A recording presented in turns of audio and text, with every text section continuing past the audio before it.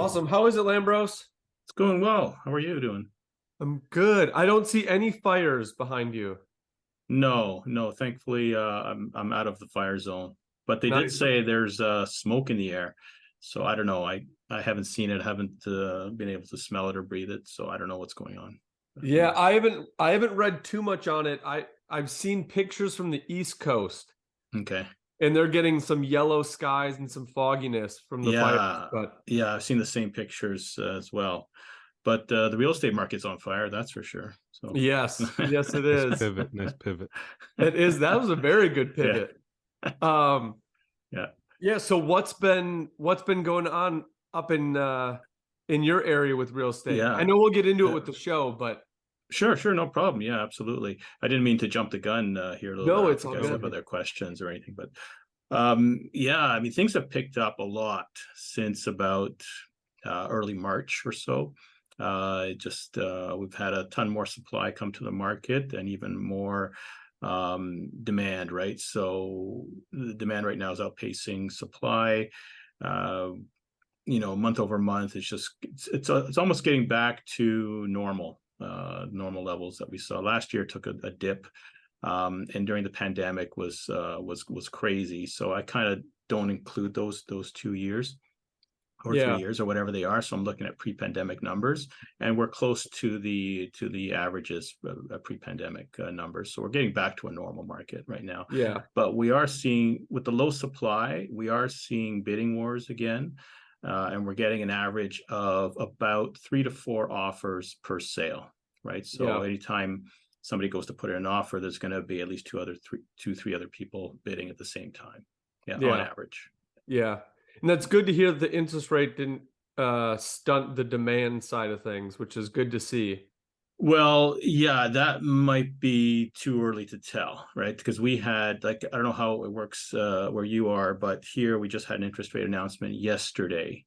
So after a couple months of keeping the status quo, our brilliant government decided to increase rates again yesterday, another quarter point. So it's going to be interesting to see how that affects the market. And there may be more coming. There's the next announcement is in July. So if it bumps up again, I think the market's going to take a hit a little bit because it tends to slow down over the summer anyway. Yeah. So it'll be interesting to see what happens at that point. Yeah. Where are you guys at right now with interest rate? Can you recall what they announced? Yeah, the overnight rate is 4.75. So that's the rate that the banks get charged. Yeah. Then there's a 2.2% on top of that. So our prime rate is 6.95, right? And then it goes from there. So you can get a mortgage at prime plus or prime minus or whatever the case may be. Most line of credits are at prime plus a half. So you're looking at about an average of about 7 to 7.5 for mortgages, lines of credits, that kind of thing. Yeah. Awesome.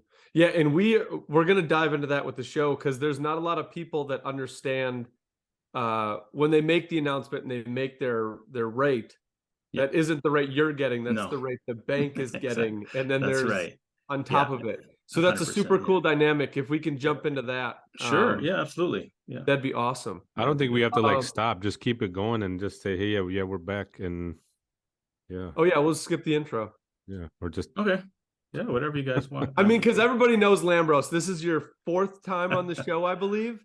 I've lost count. I don't know. Yeah. So everybody knows Lambros. Yeah. We're jumping right into it. All right. Cool. Episode 14. Okay, episode 14. Yes. Episode 14. I've done 4 of them. What is that? You said episode 14, and I've done 4 season 3. Season 3. Season 3. Oh, gotcha. Okay. Cool. Yeah. Yeah. So the interest rate part, I just want to go right off of that because we're on it. Okay. When the federal government comes out and gives those rates and they make the announcements, the one thing that I've had to talk to buyers about is that's just one piece of the pie.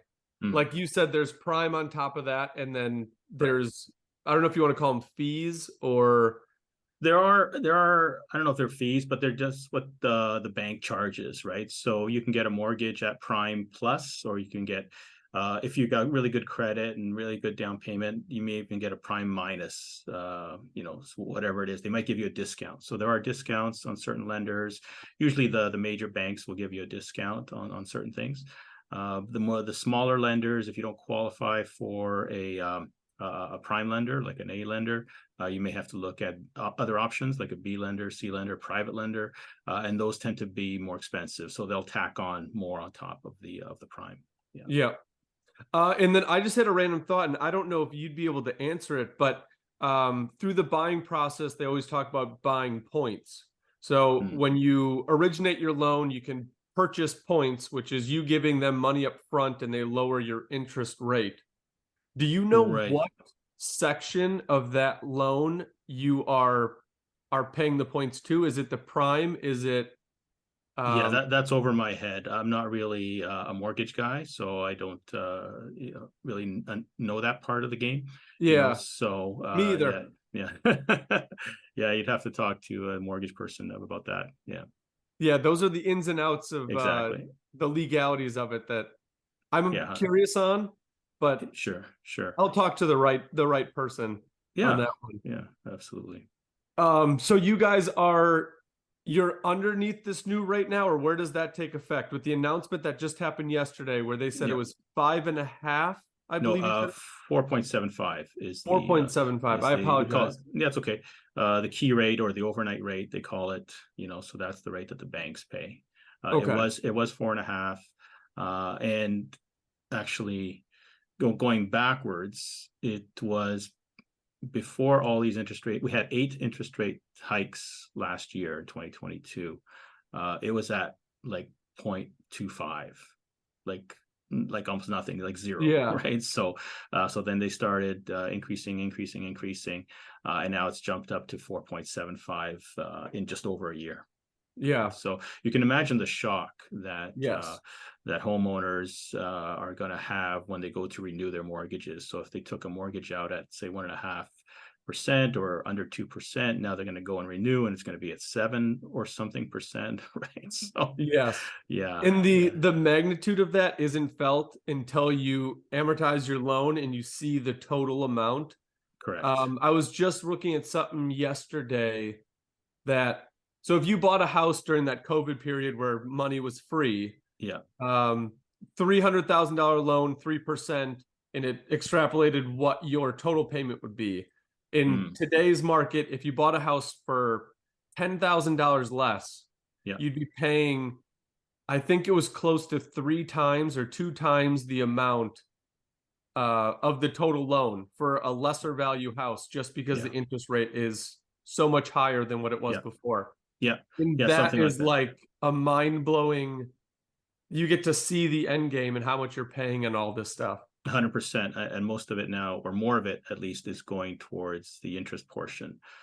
Because you're right. We have to factor in home prices, and home prices were at their peak in March of 2022 or April. That's when the decline started. But at the same time, so home prices were coming down, but interest rates were going up. So the amount that people were paying per month is probably going to stay the same, or maybe even go up because of the interest rate. It doesn't cover how much the home prices have come down. And have you noticed in your area, because again, you are in the condo market in the Toronto area, correct? I don't only do condos. I'm just outside of Toronto, actually, in a place called Mississauga. So we're just west of Toronto. And I do, low-rise homes, detached houses, single-family homes, that kind of thing, as well as condos. And I apologize, I didn't mean to pigeonhole you in condos. I just know okay. I think the second or third time you were on, you talked about the makeup of Toronto and it being a lot of condos. So I guess more or less forced into that market. In downtown, the downtown part of Toronto is pretty much all concrete jungle. So it's all the condos and stuff. It's a good way to put it. Good way to put it. Gotta love the big cities. Absolutely. Not for me, but for someone else, I'm sure. Yes, definitely. I got out of the city as soon as I had a kid. I needed a driveway. Nice. Yeah, I like the driveways. I like the space. I like backyards. I like that kind of thing. Oh, yeah. Absolutely. So with the interest rates going up, the prices going down, have you noticed a change in where your clients are going? Are they being steered away from one type of hotbed that used to be the bread and butter of what you saw and what people were going after? Is there any sort of shift in what you're seeing with your clients because of the changing in home prices and interest rates Yeah. going up? Yeah, absolutely. I mean, I'm working with a couple right now, and we started off looking at homes in the $1.1 million range. Uh, but as the months went by, again, home prices were increasing at about 4% a month since March of this year. Wow. So we lost out on a couple of bidding wars, and now all of a sudden that 1.1 is not buying them the house that they were hoping to get. So Mm-hmm. now she actually just emailed me this morning and is looking at condos. So she said, what kind of condo can we get? So now we're looking at a 700K budget for a condo as opposed to the 1.1 for a single family home. So it's changing their search, certainly, right? So that it is affecting people this way. Yeah. Yeah. Do you feel like that's a good direction for them to go in, or is that more a force of the times? It's a force of the times for sure. I mean, for them, I can't speak to what's best for them or not. They are a young couple. They just got married. They're living at her parents' home, so they do need to be on their own, whether it's their own place or whether it's a condo. They were hoping for their own place. Because their family is very close. So I guess they wanted to have some family with them. But now I guess their thought process has changed and thinking, what, maybe we can just be by ourselves in a condo kind of thing, right? So I guess it's changing the way they perceive themselves living in the near future. Yeah. Yeah. Man, there's upsides to they're not gonna have yard work. Well, yeah, So that's a that's good. good. Yeah, that's a good thing. They can start their family and avoid the Yeah, yard work and everything yeah. else There are that some comes with the pluses, home. certainly, but some people do enjoy the yard work. So, Yeah. yeah. Yep. Has the development been going down or Yeah. picking up in like the metro area? Yeah, certainly. I mean, I'm not too up to speed on new construction and things like that. It's not my. I don't do much of that, but I have heard that construction has slowed down, certainly, Yeah. and even some projects that were supposed to be completed are not being completed on time. They're being delayed. A lot of people are trying to get out of their commitments before they close. We call that an assignment sale. I don't know what you guys call it there. So, I mean, for sure that has slowed down tremendously. So it's not only home prices that have come down, but there's a double whammy because construction costs have gone up, right? The cost of materials has gone up, with the supply chain shortages and all this, so builders are hit from both sides on that. Yeah. And it's starting to level out from the building side, but there was a period where I felt like every week there was a new price for a 2x4 or a sheet of plywood. Yeah. It would vary between like $10 by week, and it was super weird that it fluctuated so well. It's kind of getting stable. It's still higher than what we're used to, but yeah. I mean, I was talking to a couple of contractor guys that I know, and they were saying they used to be able to buy 2x4s at $3 per whatever they were getting. Now they're paying $9, so like 3 times as much as they were paying before. And the quality went down. Yeah, maybe that they're way more like contorted and all wavy. Like you have to take so much more time to find the right pieces. That's right. So that means you have to spend more on the wood to filter out the good from the bad ones, right? So, that's insane. And I will say that the loss of Canadian lumber hurt because I would see every 2x4 stamped with Canada. Oh, is that right? Then, okay. Yeah, through Nice. the COVID period, it was changing because I think they were just trying to find anything. Just put 2x4s on the shelf wherever we can get them from. Certainly. And I guess now with these forest fires, maybe that's going to get even worse because maybe there's going to be even less lumber to go around. I hope I don't want to get conspiracy theorists, but maybe they're doing that to pad their profit margins again. You know what? That just crossed my mind as well. They're creating a demand for it when it's a false. No, I saw the same thing when I was buying just some pine to put this tabletop together, and it had stamped made in Sweden. Oh, really? Yeah, Wow. I don't know why it stuck in my mind. I'm looking at like Sweden, but I'm like, okay, well, maybe they're the same supplier as IKEA, but IKEA stuff is mostly like pressed Yeah. particle MDF. stuff. Yeah, Gotcha. So, Gotcha. interesting. Wow. Yeah, maybe they are importing from Sweden. Oh. Yeah, It could be. On the forest fires, because I haven't read anything on it. Do they have like a theory of how it all started, or because I don't know where it's located? I've never seen a picture or anything. I've just heard it's been going on. Yeah, I haven't dived into it too much either. Our premier, like we have how you have governors of states, we have premiers of the province, right? So our premier suggested that it was negligent campers, setting fires and things like that, and all the dry wood and brush and all this stuff, right? So a combination of those two things, but who knows? I mean, Dan may have touched on something there, because there have been farms being set on fire as well, like all the crops being burned and things like that in the US, right? So I've heard about that. So are they this is turning into a conspiracy theory there show. we go. I like there it. we go. Yeah, no, I'm far from a conspiracy theorist, but you got to wonder, like, what's going on here? Like, why are all these crops being burned at the same time where the price of food has gone through the roof? So is it going up intentionally? Like, I don't know. It's weird. I think every industry is seeing that they can increase price and like increase price solely for profit, and that's it. Like there's no justification other than saying that there's a supply issue or demand is going up.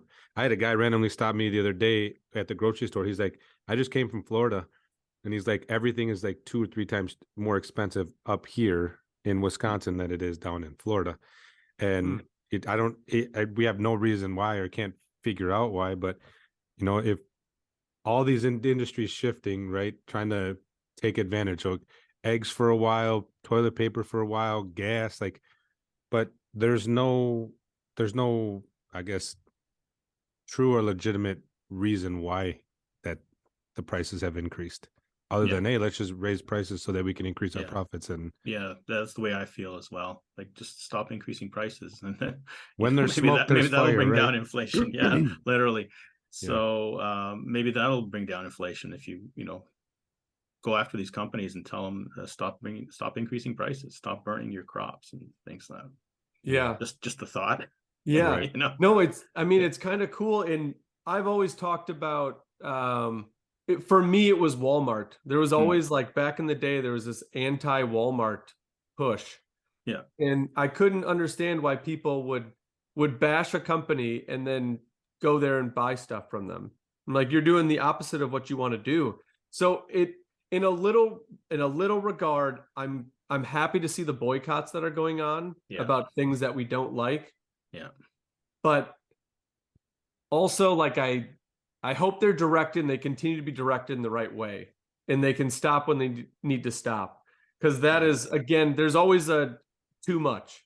Yeah. Like everything is good in moderation, but once it gets too far, then we're like, okay, we got to slow down here. But at the same time, maybe these people that are protesting also are hurting, so if they can't afford to go anywhere else and Walmart is their cheapest option, so, they end up being hypocrites, right? So, it is tough.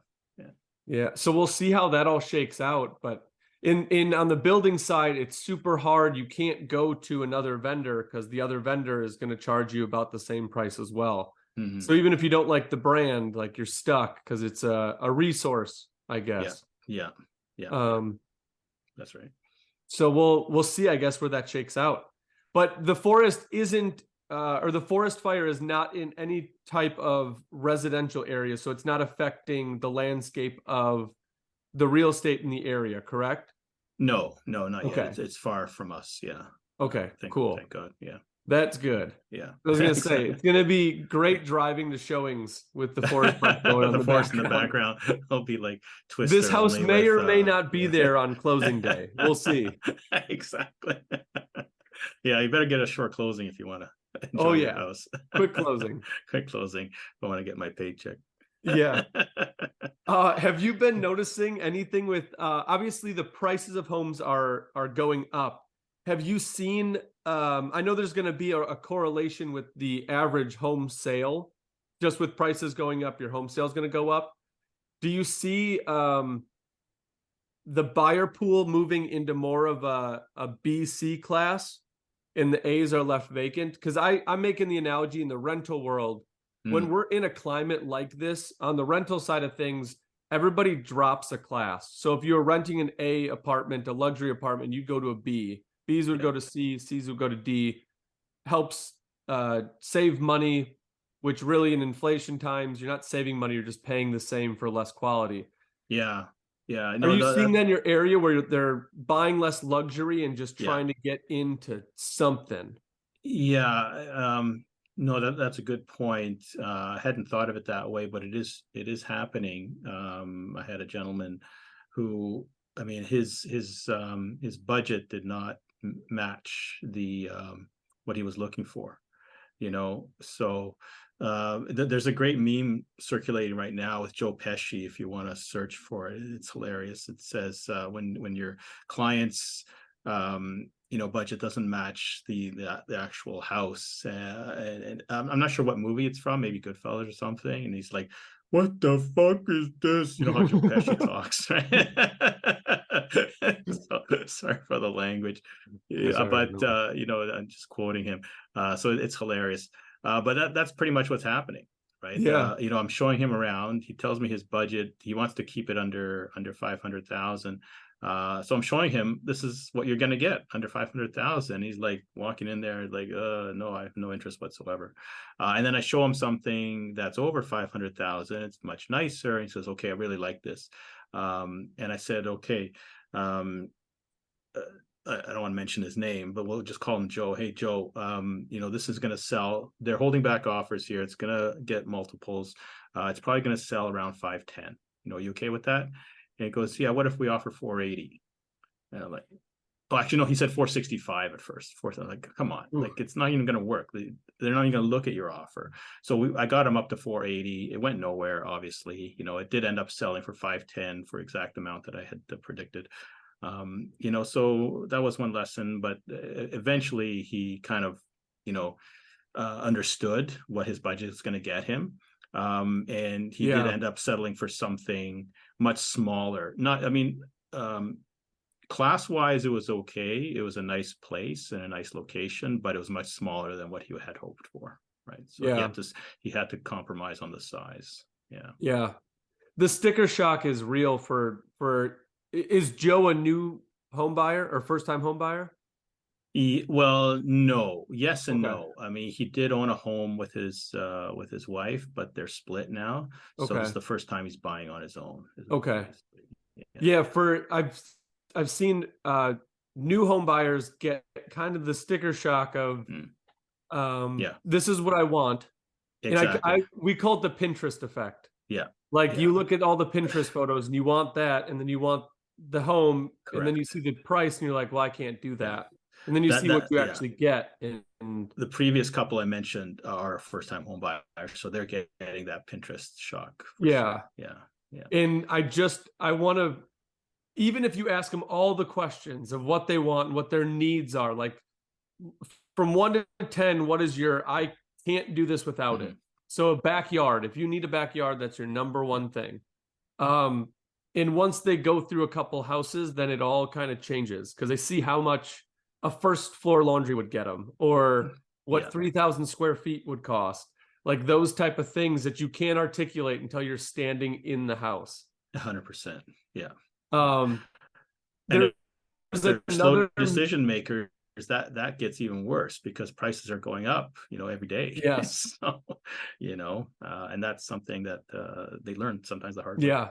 And I know you mentioned a meme. The one that I've seen a few times around here, it's kind of like a HGTV episode where they take a snippet off. I don't know who the buyers are or the agent, but the caption's like, I'm a preschool teacher and my husband makes pottery. Our budget is 1.5 million. Yeah, that's right. That's right. I don't think that's going to work. Yeah, there's a lot of variations of those ones, right? So I've seen that. Yeah. Man. Yeah. So we see the going back to the interest rate here, we're going to try to go into the future predictions of the Toronto market with it ever changing week by week. So your interest rate just got announced. The next one's going to be out in July. Correct. You said? Yeah. You kind of predicted it's going to stunt it a little bit, correct? I think so. Because this it's going to bring down buying power, right? So people are going to be qualifying for less. And the last time they started this ball rolling with the interest rates, it did affect the market. So especially now, if they do 2 consecutive ones, one now and one in July, I think it's really going to be a slow summer. Yeah, with respect to buying real estate, and you might see prices come down a little bit.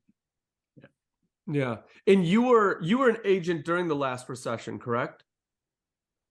Like the 9, 10 or 8, 9, 10. No, I hadn't had my license at that point. No. Okay. I got it shortly thereafter. Yeah. Okay, yeah, because I was not involved in real estate at that point either. So even though this has happened before, I can go on data, but I can't go from experience. So I'm super curious to see, like you're saying, back-to-back interest rate hikes. We're in this period right now where everything is inflated. They're talking about the doomsday scenario of a depression coming on. What will happen and how is that going to affect clients and how it's going to affect investors? Because this is my first time through it. Yeah. So I'm very curious to see what happens with that one as well. Yeah, I mean, who knows? Who knows? All I can say is that here in Canada, I think we're a little more prudent in terms of lending than the US is. So you mentioned the 2008 crash. The US got hit a lot harder than we did. We had a bit of a recession at that point. Home prices went down, but we rebounded quickly. And since then, they have brought in some measures to help home buyers. Like we brought in something called a stress test. So basically, you have to qualify at 2 percentage points higher than what your mortgage rate is going to be. So anybody taking out, say in today's, let's say they get a 7% interest rate, they have to qualify at 9%. So even if it does increase more, at least they know they have that cushion, so that they can still pay their mortgages. But I'm worried about the people who qualified at like 5.25 or something like that, which was the stress test rate. Like, so it was either 2% higher than what you would qualify for, or the 5.25, whichever is higher, right? So the ones that did qualify at 5.25, now we're already almost 2 points over that, right? In some cases we are over that. So who knows if those people will be able to pay their mortgages on renewal. And again, I don't know how it works down there, but here most people take out a 5-year term. So they have, maybe they might have a 25 or 30-year amortization, but it goes in chunks, right? So there's a 5-year term. At the end of that 5 years, you have to renew, right? Sometimes it's less than 5 years. Okay. You're talking about an ARM, right? A 5-1? Yeah, exactly. Yeah, or something 5-5, like that. whatever it is. Yeah, Okay. whatever you guys call it, I'm not sure. But I'm thinking about the people in 2020, 2021, and maybe early 2022 when the interest rates were dirt cheap. So they may have taken out a mortgage at say 3.25, and then stress test at 5.25. And if they only got a short term, what's going to happen in 2025, 2026, 2027 if these interest rates are still high there? So we made that mistake. Yeah. We thought we were getting a 30-year fixed. Signed the paperwork. We tried verifying it with the mortgage company. Got to closing. I don't want to say incorrectly assumed that it was a 30-year term, and it ends up being a 5-1. So after 5 years, because we bought our house in October of 2020, in 5 years it can increase, but only 1%. Oh, I see. It will only be 1% Okay. every year on that anniversary date. Oh, wow. So we kind of lucked out, but we I think because we didn't put the full 20% down on the property because we used Yeah. the funds for a little bit of light renovation. Yeah. Uh, Well, I yeah, like we were that. I nervous like about that that method situation. better because now you know at least if it goes up, it's only going to go up by 1%, Yeah, regardless of yeah. what the actual interest rates are. So that method is actually better because I think some of these people in next year or the following year are going to have some tough decisions to make. Yeah. You know, sell your house or sell the kids or something. I don't know. And that's another thing that people like. Tell the kids. There's a lot of people also that were buying cars. So they were buying cars at an overinflated like sticker price, right? Because cars were hard to come by. So they're paying, they're over leveraged on the vehicles. And if those start to slip or they can't make those payments, it's going to trickle into the housing market. Not maybe as substantially, but you will see those trickling in and people having to sell one or the other or both because the payments are going to put them out of be able to survive. 100%. One of my mortgage brokers, he's got something called the used Porsche tracker. So since September, he's been tracking how many people are selling their Porsches, right? So because all the toys are going to go according to him, right? So people can't. They're not gonna. The house is the last thing they're gonna lose, right? So they have to sell everything else off, and it's gone up since September. It's gone up, so it was about 9,000 or something. Now it's at 11,000 people or sorry, not 9,000, 900. Now it's 1,100 people selling their Porsches in his area. Yeah. Wow. Yeah. So not even in rental markets they move down in class. In the automotive market they move down in class. There you go. Exactly. You're gonna see a lot more Geo Metros going around. They're bringing those back. When's the last time Geo's produced a car, man? Come on, you could have said Pontiac or Buick or Oldsmobile would have been a little bit more recent. Pontiac's gone too. I know. That's what I'm saying. It was a more recent loss. I think that was 2008, 2009. They produced their last ones. Yeah. Didn't GM buy them? They had them under their umbrella for a long time. Did. Same with Oldsmobile and Geo. Yeah, Geo Prisms and Chevy Prisms were the same car. Toyota Corolla shared the same engine, all that good stuff. So wow, what's that Ford model that the cheap one? The Fiesta. Focus. It was one that the Focus. No, there was another one. It was that they stopped making or something. I can't remember. The Dart. They brought the Dart back. Did they really? Dodge. They brought it. I mean, that was what 5-10 years ago. They brought the Dart back. Yeah, that, and then they introduced the Chrysler 200, which is basically the sister, of the family, like the cousin of it, because it's Chrysler and Dodge were same umbrella as well, all owned by Daimler Chrysler and over in Europe. I think it's Germany or whatever.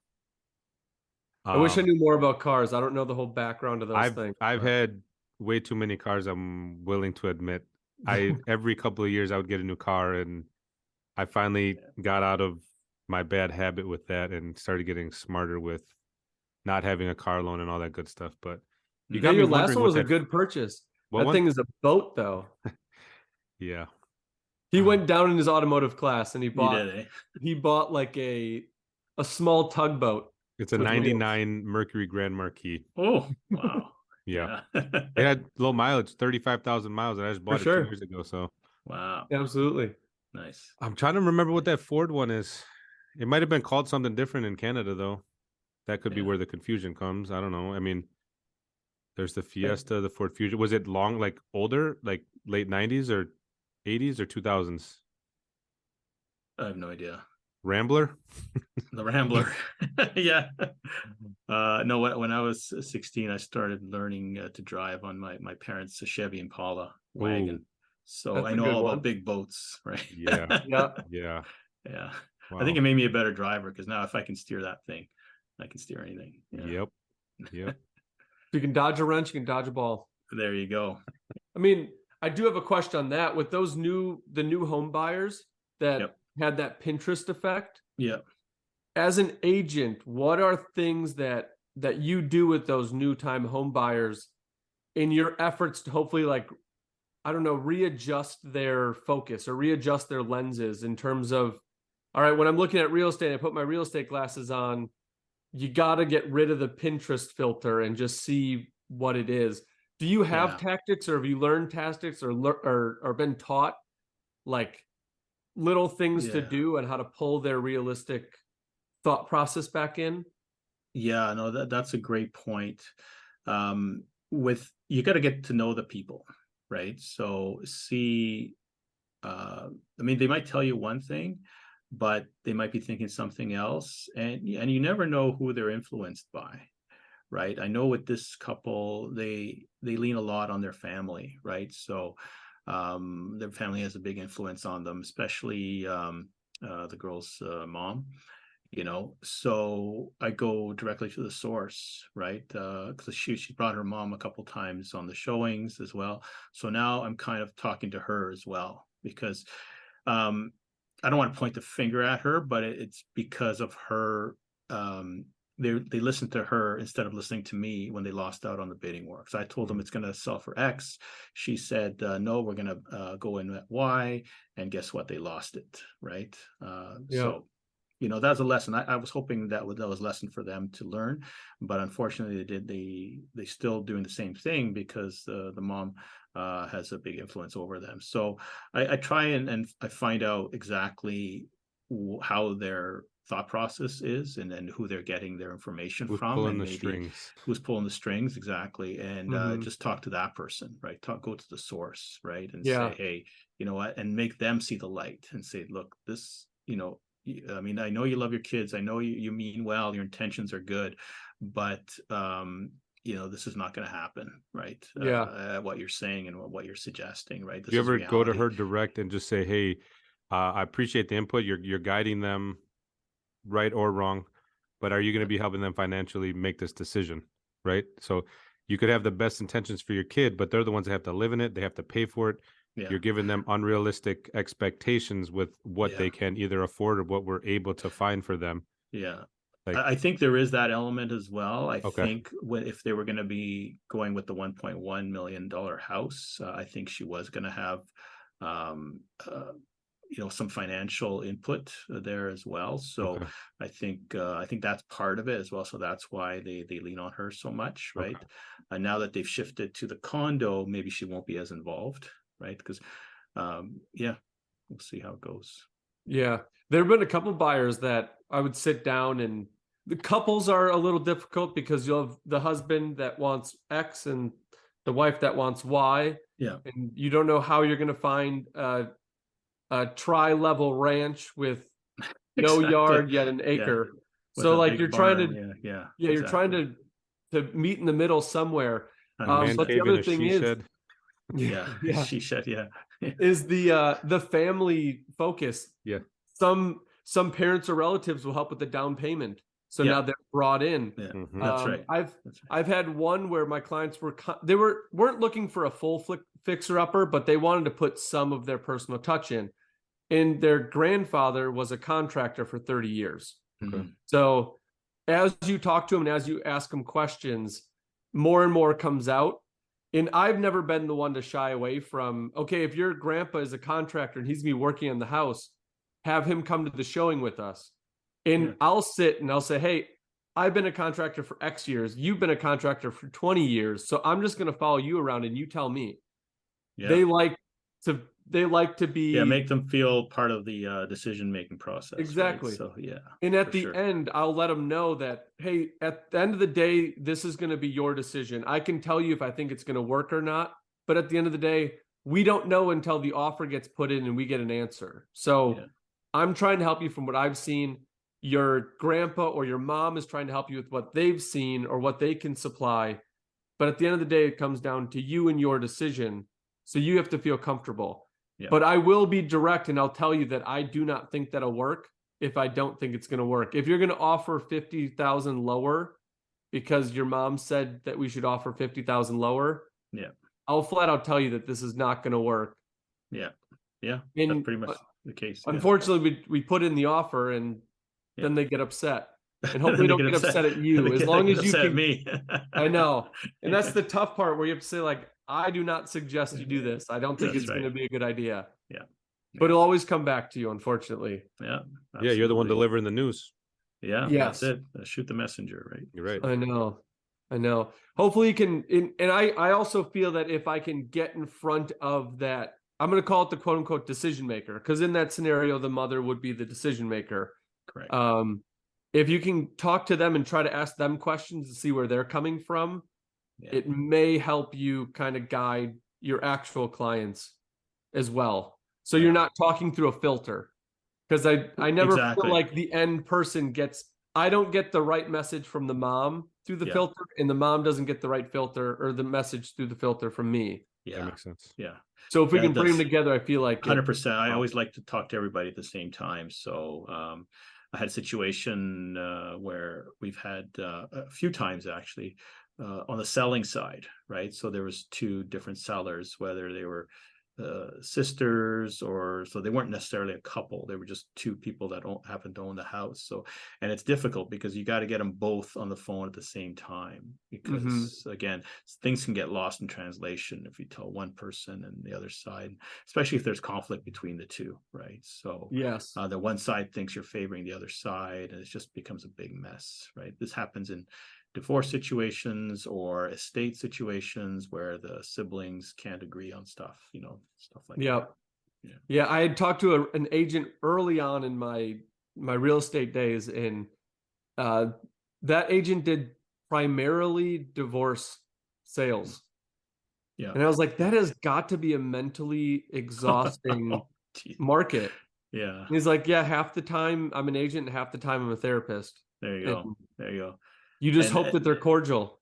Exactly. And if they're not, that means you got to do double the work, because whatever you tell to one spouse, you got to tell to the other spouse, and it just got to double up on everything.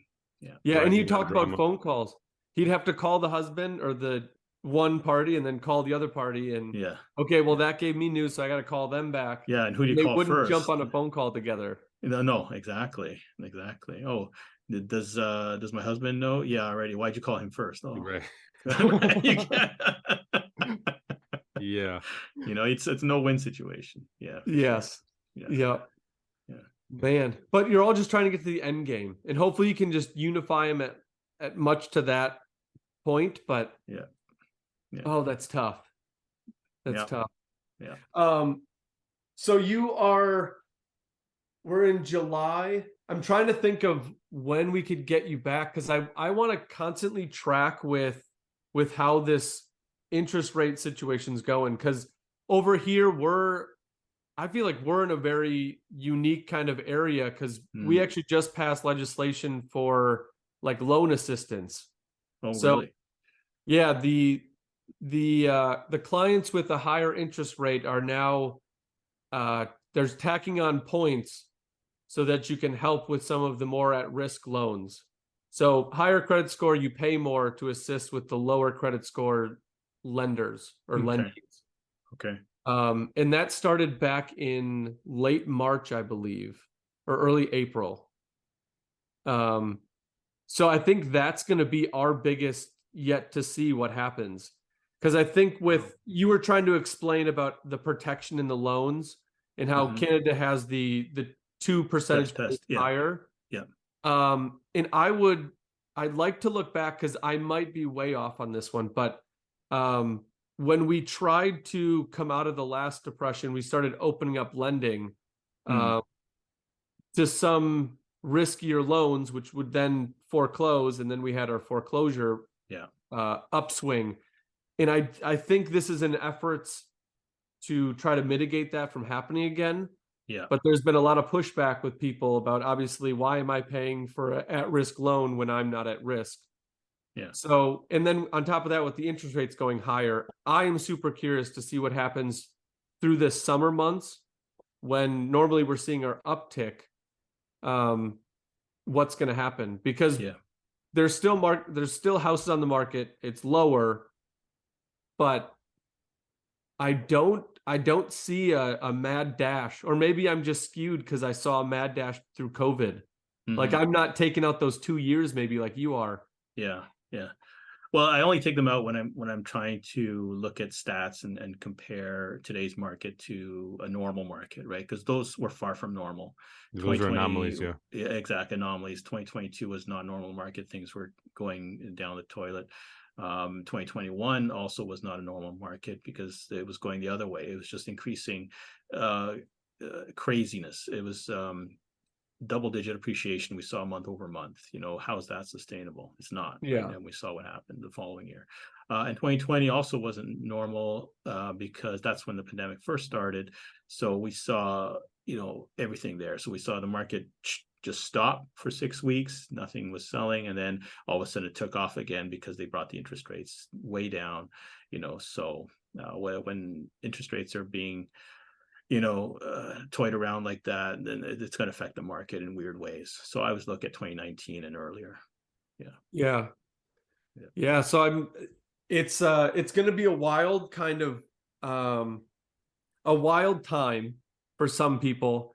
I'm kind of scared that we're going to have another market where we're going to have a lot of foreclosures, because I feel like there's a lot of, Dan, you can, correct me or put your input in, but I feel like there's a lot of push for people to buy right now rather than rent, and I feel like some people are going to get put out of their means quickly, which is what scares me. And some of it might not be their own doing. There could be layoffs coming where people aren't going to make their payments. So I just don't know, and that's my curiosity of how bad this is going to fall. As you were talking, I just looked up, when the next meeting is to discuss the interest rate for the US, and they said it's supposed to be next week, but they are mentioning or leaning towards a skip instead of a pause as far as the interest rate. So pause means it's just on hold and it could possibly go down. Skip means they're not going to do anything this next meeting, but it could possibly still go up later.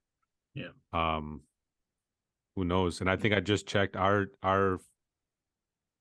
federal rate right now is 5.25%. Okay, so you're already there. Yep.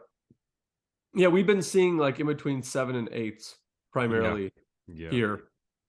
Right. That's so you have the same system. There's a prime number attached to the. I think, is it 185 or something like that, or one something? It's close to that. It's just under 2, but I couldn't give you the real number on that one. Okay. Are you looking it up right now? I'm trying. Yeah. Okay. We'll get the number. But as he's looking, Lambros, for you specifically, because we only got like 5-10 minutes left. Sure. So for you specifically in your business, are there things that you're focusing on till the end of the year or through the summer months to try and get your production up with everything we just discussed, with everything that's going on? Kind of where are you putting your head down and you're saying like, this is where I'm going to hit it hard and this is what I'm going to focus on in order to get me to the end of 2023? Yeah, great question. And that thought has crossed my mind. So I believe I have to go back to basics, back to fundamentals, look at where most of my business has come from. And it's been from my database. So repeat and referral business. So just more connection with my database, talking to people, getting face-to-face with them or phone calls or something like that. Just the basic stuff. We could look at all the shiny new toys and things that are out there, like social media and all these lead gen things that people want to sell you, but nothing beats just the personal connections with people, because they have to you have to be top of mind with them, regardless of how much they know you, like you, or trust you. If you're not top of mind with them, people buy on emotion, right? Or they sell on emotion. So if someone's in a situation whereby, they're looking at their mortgage payments month over month, they're going to make an emotional decision, hey, we have to sell. And if they see a place that they like, maybe they were thinking of retiring in a couple of years and downsizing, well, maybe those plans have now moved up. And they go out and they see a condo and there's a salesperson there and they say, hey, you know what? Yeah, okay, we'll buy it. We like this place. And then that salesperson says, hey, I'll give you a good deal if you let me sell your house as well, right? So and all of a sudden, next thing you know, they got their house on the market. They were good friends of yours. You know them for 20 years, whatever. And they say, hey, Lambros, thanks for checking in. It's great. We actually bought a condo and we're selling our house. I'm like, oh, great. Congratulations, guys. Like, what a slap in the face. Thanks. Yeah. So that's why, you have to be top of mind with them and be there before that emotional decision comes in. Yep. Yeah. And I know you're active on social media, which can you let us know, or the listeners know, what your name is on Instagram and on Facebook? Yeah, Because I I'd know love you're to. active and you've always got your face out there on there. So Yeah, 100%. It's at Heart and Sold with a D, GTA. So it's a play on words, right? Heart and Soul yeah, is Heart and Sold, and GTA is the area that I'm trading in. So Toronto is the Greater Toronto area because I'm just outside of Toronto, so that's where the GTA comes from. So I'll put it in the chat. So just make sure there's awesome. Yeah, and we'll put that in the show notes as well, because Yeah. you always have content going out. Our last two guests have been big on social media, and I Beautiful. know that you talk about face-to-face stuff. So for all the new agents going in, and I'm sure John from last week would tell you the same thing. The social media, getting your face out there, is good. Yeah. But like you said, nothing beats the face-to-face or the personal connection to it. 100%. No, I agree. I couldn't agree more. I have gotten some business from the social media, but most of my business has come from face-to-face stuff, like repeat and referral, people that I know in my database, for sure. So social media is a good way to get people into the database, right? And then Yeah. eventually they're going to transact with you at some point, right? Yeah. And is your database all built up on people that you've either got referred to or have met, or do you use one of those software systems that generates leads and does all that? No, I'm not a big fan of online generation of leads. I have tried that. I've dipped my toe into that, and the quality of leads that you get, they're not great. Having said that, I have had some success as well. So it's like a toss of the dice, but I'm not sure. Like, I haven't crunched the numbers. I'm not a numbers guy in that respect, so I don't know what the ROI is on that from the money I've spent. In terms of getting an actual deal, and if it's worth it or not. Yeah. I can tell you from the ROI from the database is probably much higher, because it's free to pick up the phone and talk to somebody, right? And it's free to make a post on Instagram and things like that. So Yeah. yeah. In the one thing that I've gotten away from, and this was kind of my thought process when I started, was in me and Dan, we worked at a different company. We were both in sales, and I was in sales before that. I feel like ever since I got out of college, I was in sales. And the one thing that always kind of bugged me was when manager would talk about ROI with leads and stuff. Sales is very hard to calculate an ROI, a true ROI. Because yes, I can say I spent $15 a month on this software system. My time for all my calls is X. So I can quantify that.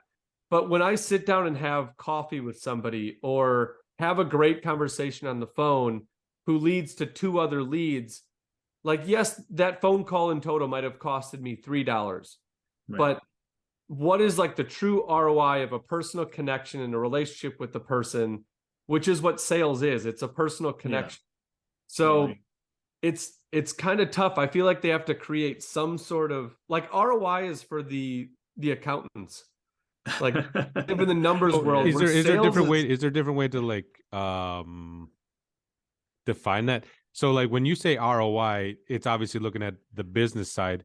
If you were your own independent sales, like we had to do, I look at it as cost of acquisition, or cost of, so like you said, if we go out to coffee, the cost of the cup of coffee, when you're sitting there, you really don't, you're not getting paid an hourly rate to be there. It's just at the end, how much time did you put in? What was your net return, your commission on that?